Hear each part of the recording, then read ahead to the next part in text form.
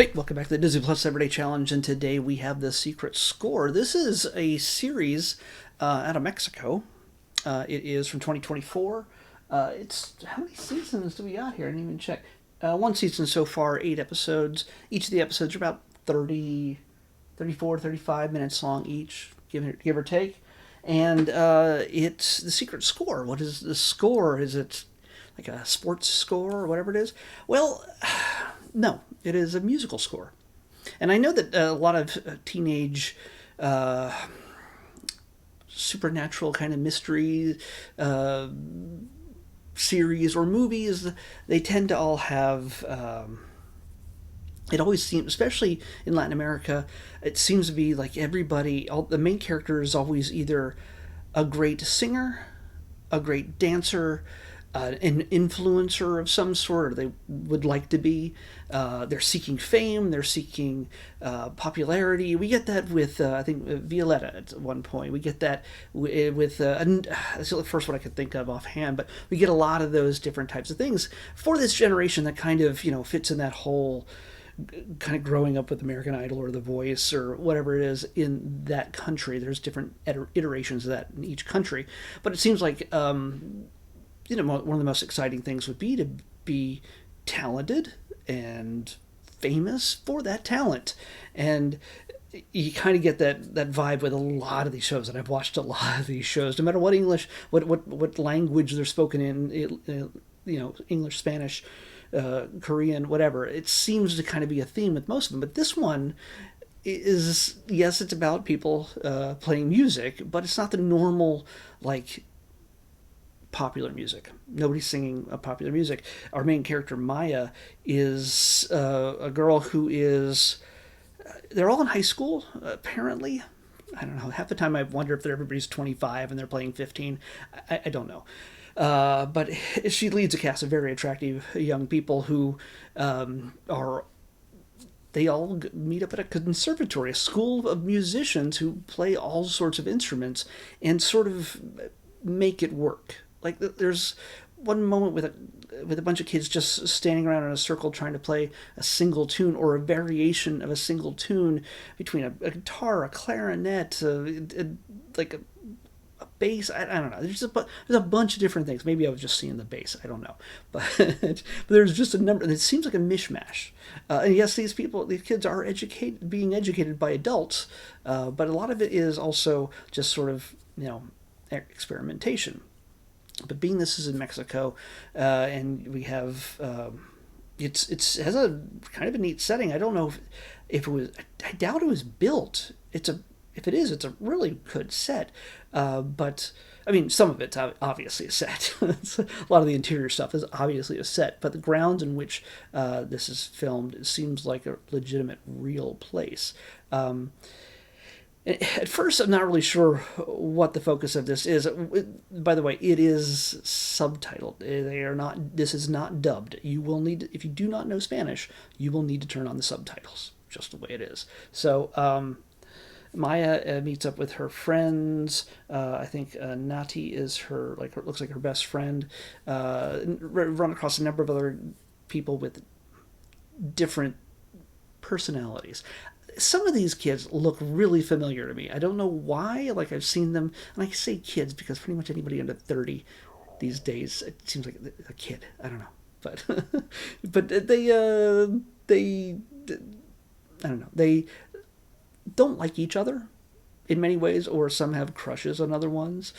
Some have secret crushes on others. Her Nati, the Maya's best friend, seems to just say the wrong thing at the wrong time nervously and just keeps going delete, delete, delete every time she makes a mistake. Just like, forget what I just said. I've embarrassed myself. Forget what I just said. So she also comes into conflict with the main pretty boy of the series, who is he's kind of a jerk. At least to Maya right off the bat, and you kind of know that they're going to probably get together. Just the way it happens. He's performing his violin in the unisex bathroom, as people do, because it's got a great acoustics. Why not? But there's no indication at the very beginning necessarily, except for there's a little prologue at the beginning that is very vague and mysterious. Has to do with music, but ancient artifacts as well, which Maya has come into contact with from a friend named Leo, which didn't really gather what Leo was about, but he's important to her. He gives her a necklace that's very important. I'm not going to spoil everything, but I have to give you the gist for a lot of you who may not decide to seek this out. It's just because it's a foreign language. If you're an American, English-speaking viewer of Disney Plus, you may not figure that this is something you might want to do. I only watched the first episode, but it's intriguing in the sense that there are they stumble upon this. They have a museum on the grounds that is very important. That's kind of central to the school, and it's got a Harry Potter vibe a little bit, but not a whole lot. They don't even know what they're dealing with. But when Maya recognizes something that connects with the necklace she's wearing that was received from Leo, she kind of steps into the display in the museum where she's not allowed to go, and connects things up. And there's a secret passage is revealed, and they find something in there that suddenly weaves its way into their heads and into the heads of other people that are in the museum that they don't realize are there as well, other students, and that are kind of the mean girls, I think, of the series. They kind of suddenly get abilities. Everybody kind of gets an ability. And nobody knows exactly where it came from, why it's happening, and how to control them. But it all comes from music. And how will that affect their skills as musicians and their lives? And will this be upsetting as it obviously is for a number of them? Will they ever lose their powers? You don't know.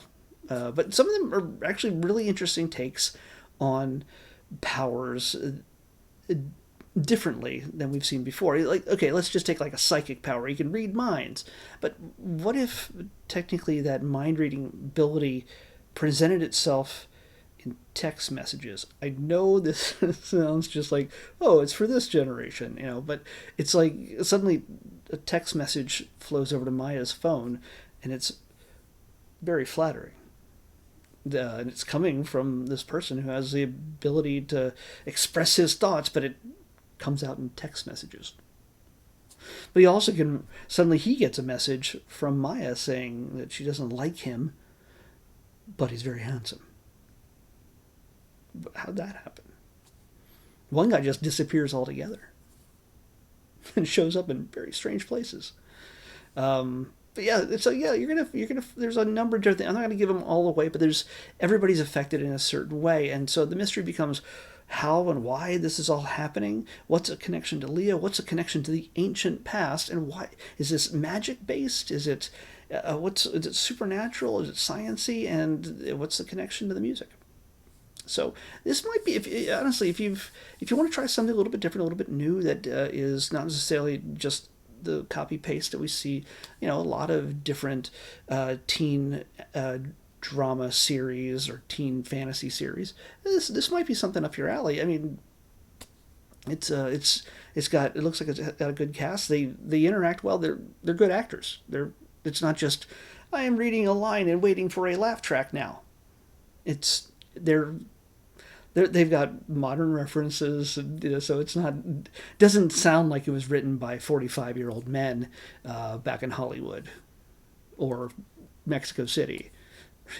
So it definitely sounds like the younger generation. I'm old, so I'm gonna just call them kids. So yeah, it might be something might be worth checking out. Maybe it's not. I don't think it's necessarily geared towards my generation, my audience, or me. It's not necessarily generated toward me, but I can see the appeal in it. I think it's well executed, and there's definitely. If I didn't have to watch everything else on Disney Plus, I might pick this up. and just follow through with the next 7 episodes. I still might do that, but it's still. I had a hard enough time trying to get Andor on my list. 3 episodes in a day, knocked out. we only got 3 more of those, but still, yeah, I say definitely check it out. It's not the kind of thing you'd be like, oh, this is embarrassing and weird. No, it's not. It's actually full of, looks like, talented people. The concept is a little complex, not complex, but it's a little out there. But I think it'll make more sense as the story goes on. So check it out. I don't have anything really bad to say about it. I try to find something good in everything I watch, and this wasn't difficult at all. So give it a shot. Let's pick tomorrow's episode. 39. 39. All the way down the list. Okay. Oh, okay. I was like, wait, what's... Oh, now I know what this is. I just know. Just took me a second. This is a very frustrating section of the list for me. It's the D's. There's a lot of stuff I do not want to watch. I mean, I made the list of everything that's on Disney Plus that I haven't watched yet. To date, over 2,000 episodes. And there's some stuff that I really didn't want to put on the list, but if I'm going to do it right, I got to do it. The only thing I've really gotten rid of is Sharks and ESPN-focused documentaries, which go watch that on ESPN Plus. And Sharks, there's just too much shark programming. I have watched a bite of every single shark thing, but after a while I just got sick of it, and I just make one episode a year of all the remaining shark stuff. So until August, no more shark stuff. At some point, there will be. I don't know. We'll see. So we're going to watch one episode, probably the premiere episode, of this long-running ABC series, which is also on Disney Plus, I think, the same day. I'm not sure. It might be a live performance kind of thing. Yeah. But yeah, this is Dancing with the Stars. Yeah, my mom watches it. I think a lot of people's moms watch it. I just don't. I've watched like the behind the scenes or a best of thing that got selected last year or so. That's time's flying. I don't know which year, but when it got picked. But this is the actual proper main Dancing with the Stars. If I could find something that's like, oh, I like that actor or I like that genre, maybe I'll pick that episode, not the premiere. But I'm feeling I don't have a whole lot of time to be picky, so I'll probably watch the premiere. Dancing with the Stars is what we're watching next on the Disney Plus Everyday Challenge. I'll see you back here tomorrow with that.